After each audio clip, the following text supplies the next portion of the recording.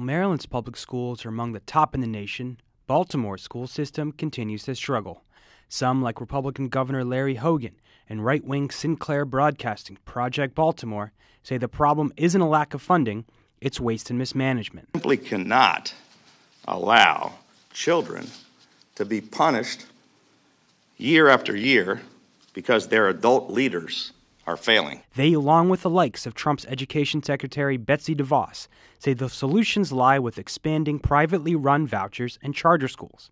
Currently, Maryland has some of the strongest regulations on charter schools in the country.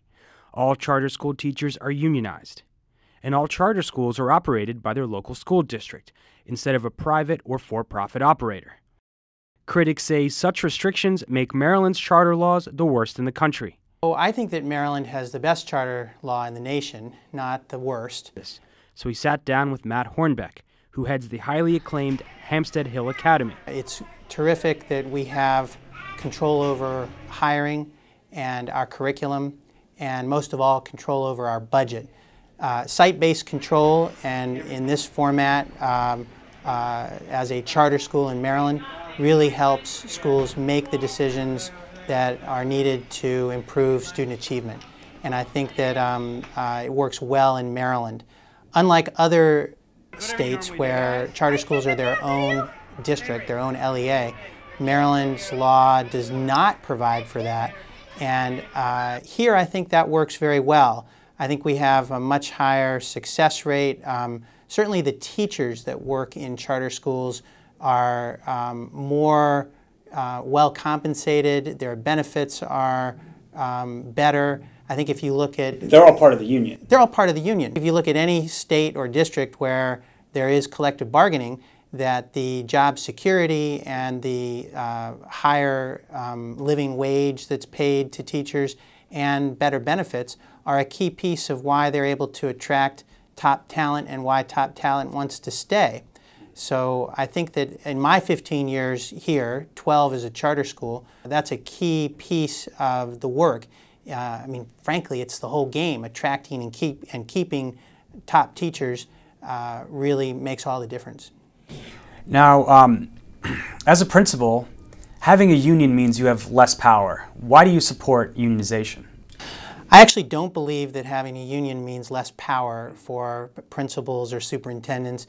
I think that a strong union and a strong teaching workforce that's well represented by a strong union is actually good for kids, it's good for families, it's good for a city, and I certainly think that having a living wage and good benefits creates the job market that allows for teachers to come and work and stay and build a career at the school district rather than move around.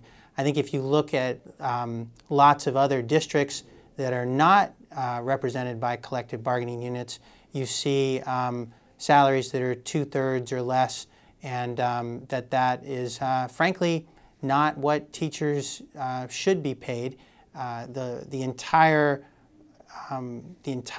body of work is about who's standing in front of your kid each day, and so you want that person to be well compensated and be able to attract the top people.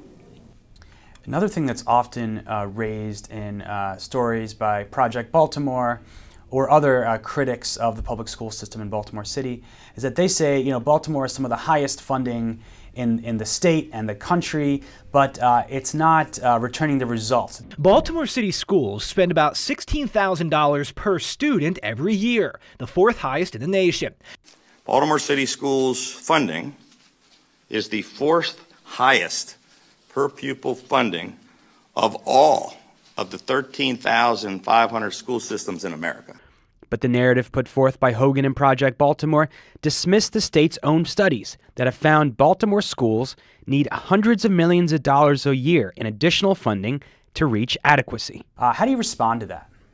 I think that there are complex issues in public education that aren't distilled into single sound bites, and that the work is, especially when you have hyper concentrations of poverty and English language learners and special education students, the work is that much more challenging.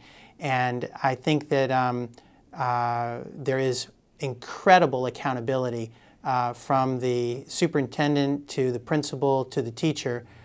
We are under regular reviews in terms of student performance and financial audits, and I don't think that there is light oversight. And in fact, the oversight, if you look at the charter world and charter schools in other states, in Michigan and Arizona and elsewhere, you do see financial challenges that charters have, and it's very difficult to open a brand new school in terms of the operations. And I also think that a lot of this is really related to politics and not related to teaching and learning, and it's about the control of budget and the power that unions have or don't have, and the power that corporations or business have or don't have, and that unfortunately the students and principals and schools are proverbial football or pawn in that conversation, and that you're really moving around chairs on the Titanic when you talk about organizational models. Whether it's a traditional school or a charter school,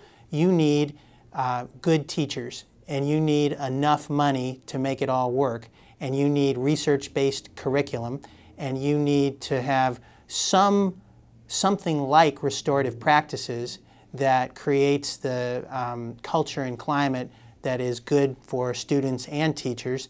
And then you need to make sure that you're making the thousands of smaller classroom and small group instructional based decisions that have to happen in order for students to succeed. So the work at the school is somewhat disconnected when you look at best practices at a traditional school or best practices at a charter school. The work is somewhat disconnected from the conversations occurring at the national and state level around policy. The work looks good quality teaching and learning, looks dramatically the same wherever you see it. And so right now, although it's delayed, the Kirwan Commission is in the process of allocating some $2 billion in state money, figuring out where that will go, where it'll increase equality and equity in school funding statewide. You know, they've had people on Project Baltimore. Regardless of how much money we throw at the system, it's not moving a needle with regards to test scores. The entire system needs to change, fundamentally change, the way it's delivering its product. More money is not going to help the educational outcomes. They say we need privatization. We need to radically change the system. What's your response to that? Is funding a key issue in Baltimore City schools? So I think that if you look at our physical plant, our buildings in the city, if you look at our class size in the city, if you look at any of the audits that show that there's not waste and bloat in the system, if you look at what it costs per year for a student to attend an independent school in Baltimore City, we have 5 or 6 independent schools. Roughly their tuition is $23,000 or $24,000 a year. If you look at what some of the counties with far less challenging populations, far lower poverty rates, far fewer English language learners, far fewer special education students as a percent of the district, you see huge differences in spending. And resource allocation experts around the country, including Alan Odden and Karen Hawley-Miles and others, really their research and their work, their entire body of work indicates that weighted funding formulas is the way to go, and that it simply costs more to educate some kids than other kids. Now, gifted kids need to be in that weighted formula as well, so it's not doesn't exclude students at the highest performance levels, and so it's very, very difficult to say that.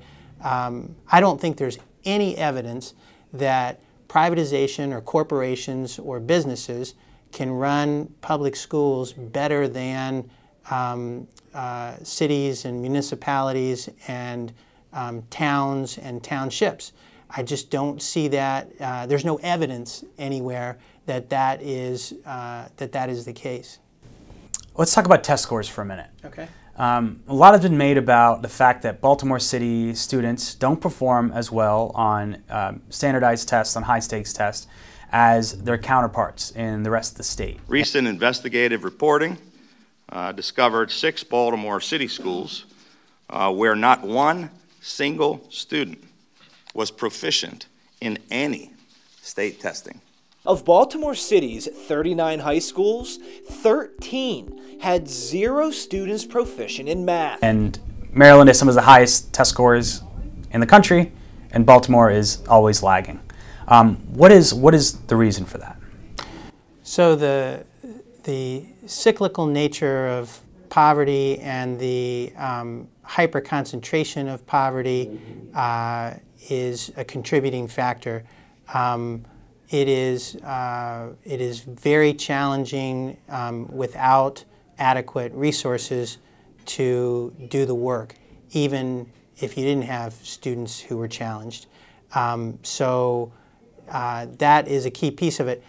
I frankly don't think we've ever adequately funded Baltimore City schools, so we don't know what adequate funding looks like or equitable funding looks like. I don't think that that if you look at what experts say it takes to fund schools serving the students that live in Baltimore City, we haven't done that.